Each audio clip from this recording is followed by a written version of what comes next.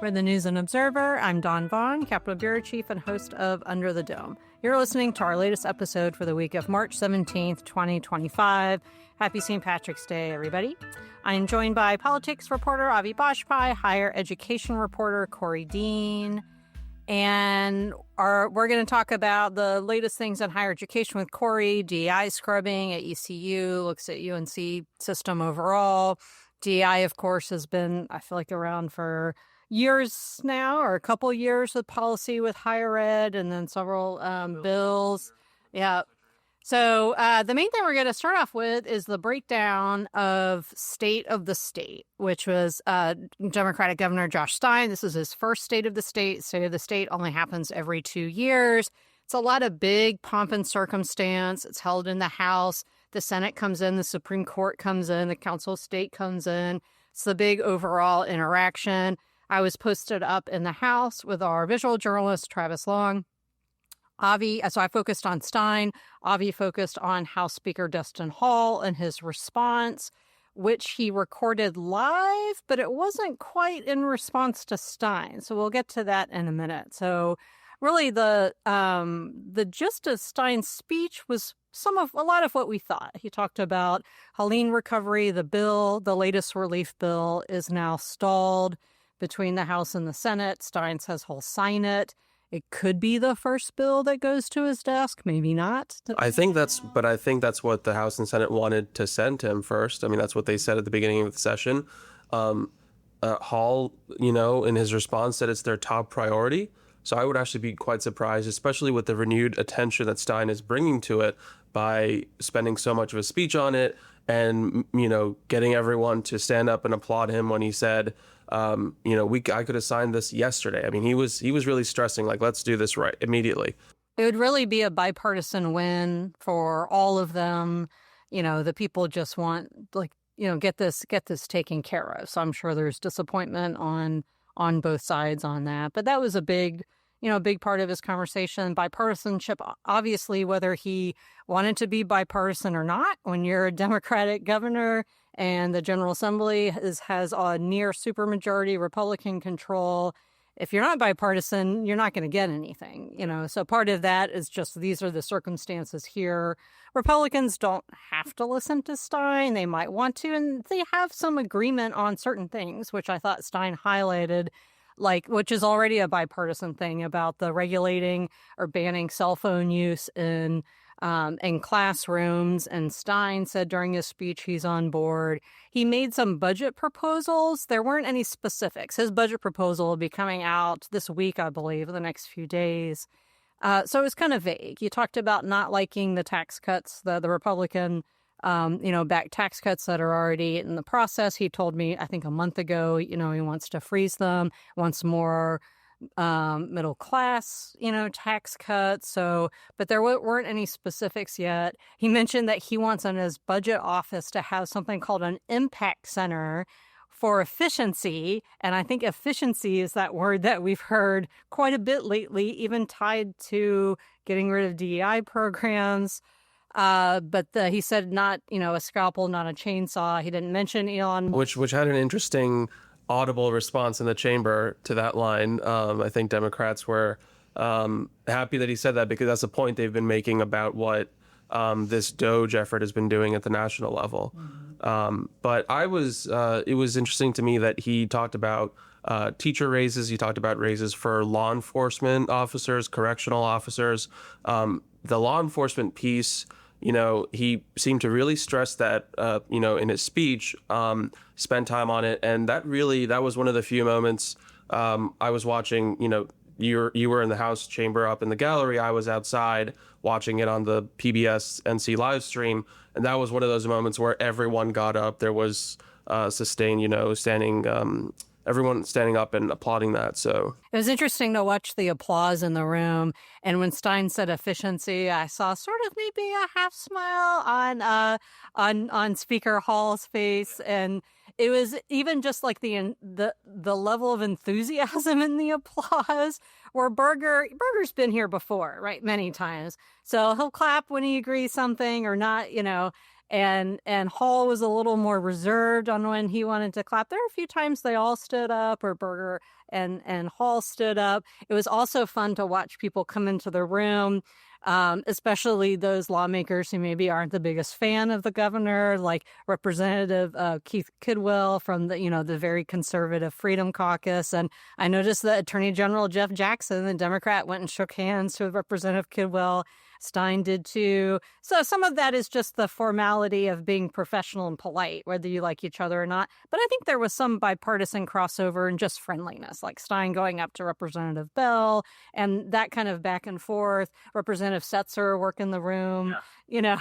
Like you just see there are certain lawmakers who are just excited about the House, Senate, the interacting with the executive branch. I went up to Senator Bobby Hanig, who's a Republican, who's also previously served in the House after, and he was hyped. He said it was amazing to be there for the experience. I think he'd done it like 4 times or something like that. And he said he was he was like ready to hear what Stein had to pitch and wanted some details, which is what I assume we'll get in this budget proposal. Yeah, it was, I think both the governor and the Republican leaders were walking into that chamber kind of like, I don't know, cautiously optimistic about the extent of bipartisanship that's possible this year. Especially on Helene, it was notable to me that Speaker Hall in his response was kind of making one main point that Republicans would be undeterred in advancing their agenda, which is 100% basically aligned with President Trump. So they're not stepping on the brakes at all when it comes to that.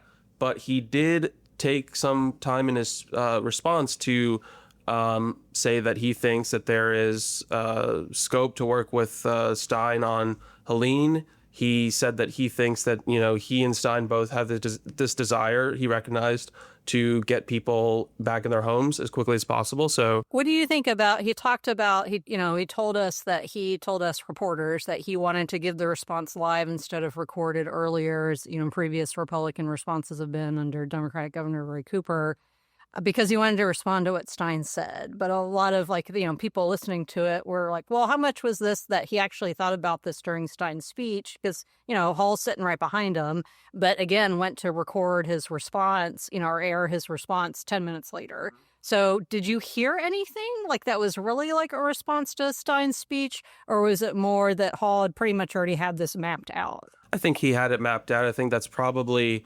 what most people would expect, because you're not going to write a full response in that 10-minute window. I mean, that's barely enough time to go up to the auditorium, get ready, and start delivering your response. And PBS had this panel discussion kind of reviewing Stein's speech, and they had a live countdown ticking down to Hall's response, so the clock was ticking for him. I did hear a few things where he seemed to respond to the actual speech itself. He made this point about comparing how Republicans received Stein, for his speech versus how Trump was received by Democrats when he gave his address to Congress. So he's basically trying to nationalize the state legislature, where Stein was a little bit of the opposite of it, not wanting to be national. Of course, that depends on who's in power. We need to take a break, but I think this is a good segue as we're going to bring Korie into the conversation. Tell me what you said about what Speaker Hall said at the end of his speech that has a higher ed bent. Yeah, so, Hall talked about, as I said, a lot of Republican priorities, but he also said, Republicans this year they have legislation to increase teacher pay, to grant teacher raises, and he was in his response talking about the importance of continuing to invest in teachers, but also in the university system and the community college system. That stood out to me. He was basically saying, Republicans want North Carolina to continue to be one of the best states in the country for business. And he was basically saying one way you do that is to continue to invest in the workforce. So that was, I don't know what you would make of that, Korie, but that was pretty interesting. Well, let's wait until after the break, and we'll talk about that and other things going on in higher education. We'll be right back. Get in the game with the college-branded Venmo debit card. Rep your team with every tap and earn up to 5% cash back with Venmo Stash, a new rewards program from Venmo. No monthly fee, no minimum balance, just school pride and spending power. Get in the game and sign up for the Venmo debit card at venmo.com/collegecard. The Venmo MasterCard is issued by the Bancorp Bank N.A. Select schools available. Venmo Stash terms and exclusions apply at venmo.me/stash terms. Max $100 cash back per month. Not sure how to tackle your taxes? Are you sweating the small print? You may be experiencing FOMO, the fear of messing up. The answer? Using TurboTax on Intuit Credit Karma. They help you get your biggest refund, and then we help you do more with it. With a personalized plan designed to help you hit your money goals. It's time to take your taxes to the max. Start filing today in the Credit Karma app. You're listening to Under the Dome. I'm Capitol Bureau Chief Dawn Vaughan here with Korie Dean and Avi Bajpai. Before the break, Avi was asking Korie what you thought of Speaker Hall's comments about university. Yeah, I think it's an interesting point to hear Speaker Hall say that, I'm looking at Dawn and Avi's story right now, and he said, while low taxes are important, investing in education draws businesses to our state. He called the universities and community colleges the best in the world. And it's interesting to hear that because in the last couple or at least last year's session, there were some pretty big asks from the community colleges in the UNC system that the legislature did not fund related to how the institutions are actually funded. That sounds a little confusing, but basically the community college system wanted to redo its funding model of how community colleges are judged for how they receive state money. The UNC system for, I think, a couple budget cycles now, their ask for, it's called performance enrollment funding. That's a whole wormhole in itself, so I won't get into that. But, the legislature has not funded that in the way that the system wanted, so they're trying to think about how they can redo that ask for legislators. So it's interesting to hear him say that. I would think that the people at the community colleges and the UNC system are probably happy to hear that, and we'll see how it plays out. All right. So you've been writing a lot recently we talked about DEI, which stands for diversity, equity, and inclusion. And it's the programs, job positions have been the target of Trump and Musk's DOGE, an official actual government agency. And then it's come up in conversations about efficiency, and that's the target for the financial cuts. But it's extending beyond one particular program or job position.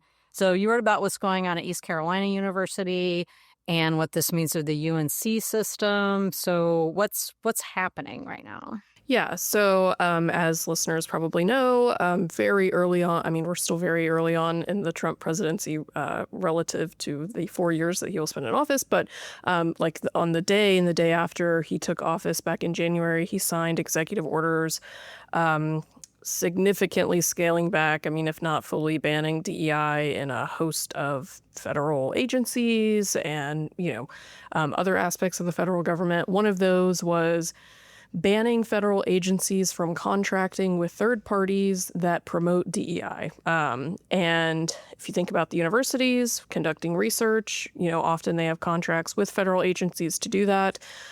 So the UNC system interpreted that to mean that the executive order applied to UNC system schools. And so they banned universities from requiring students to take classes on diversity. That was only the case at about 5 schools, I think. And that was for general education requirements, so classes that all students are required to take. But it also banned diversity classes in majors. So that memo came out in early February. Kind of thought the extent of it was going to be the gen eds that were banned, but quickly thereafter started hearing about how ECU was considering how major classes might be affected. And what I found was ECU is using a list of keywords with words related to diversity. It does include the actual words diversity, equity, and inclusion, but it also includes things like women's rights, justice, and culture. They're using those words to scan the curriculum and determine whether courses that include those words in their descriptions or their course titles are required of students and majors, and if they are, how they can rectify that based on the system office memo. Obviously, that is causing a lot of concern among faculty who are worried that, kind of a benign term like culture or cultural that is in the university's mission statement is being targeted or at least scrutinized. We're also seeing it play out in other aspects of universities. NC State took out references to DEI in its vision statement and its strategic plan. UNC Charlotte is undertaking a similar effort. You talked about jobs and programs that had already been targeted in the UNC system last year when the Board of Governors repealed DEI. Now we're seeing it stretch much further into how the universities describe themselves, how faculty can describe courses and things like that. It seems like at this point that it's the scramble of people who are already employed, already students, with what classes are you going to take? Who's going to lose their job?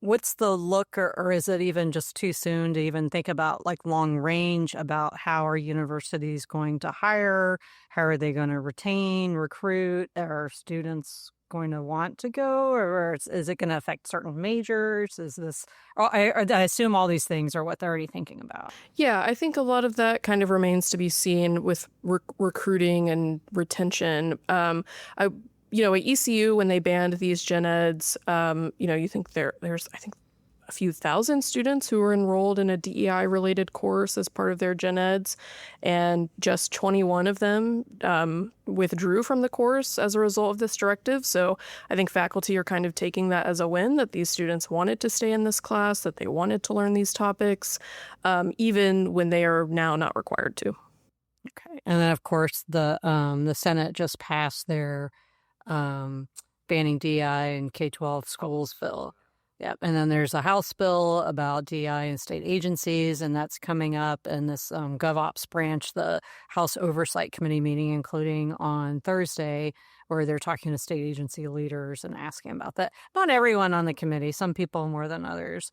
All right. So let's move on to our picks for Headliner of the Week. Korie, I'm going to start with you since yours is your beat related. Yeah. So sticking with higher ed, also Trump administration fallout. The U.S. Department of Education, which is now in the process of being dismantled, but the Office of Civil Rights within that agency sent letters to 60 universities across the country this week who had open investigations into allegations of anti-Semitic harassment and discrimination, basically threatening their federal funding. We've already seen this happen at Columbia University. I think they lost several $1 million.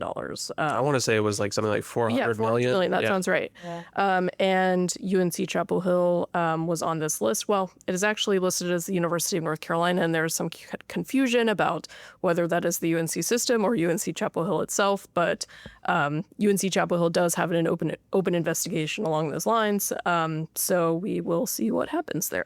Okay, Avi, what is your Headliner of the Week? I'm going to go with something else that was a moment of bipartisan applause during Governor Stein's State of the State address, which was his call on the legislature to create a fentanyl control unit within the State Department of Justice. This is something that Stein, when he was Attorney General 2 years ago, was calling on the General Assembly to do, basically give the state DOJ this ability to kind of, in a centralized manner, work with prosecutors and law enforcement to combat the illicit fentanyl supply. That was really interesting to me that it seems that hasn't really gone anywhere in the past, but it was getting strong applause. Everyone stood up for it. So we'll see if there's any movement on that. We should also mention, too, the Senate just passed their energy bill on Thursday afternoon. My headliner is kind of more of a lighter, fun one to end the day. Well, maybe not. It's St. Patrick's Day. The history of Ireland, there's plenty of wars in there. So, happy in an Irish way. So may the luck of the Irish be shared with all of you. It includes a significant part of my own ancestry. And may the road rise to meet you and the wind be always at your back. All right, we are out of time. I'm Dawn Vaughan with Korie Dean, Avi Bajpai, and producer Laura Brache. Thank you for listening, and we'll talk to you next time. For more from our politics team, subscribe to the News and Observer at newsobserver.com/subscribe and sign up for our weekly political newsletter, also called Under the Dome, at newsobserver.com/newsletters. Thanks for listening.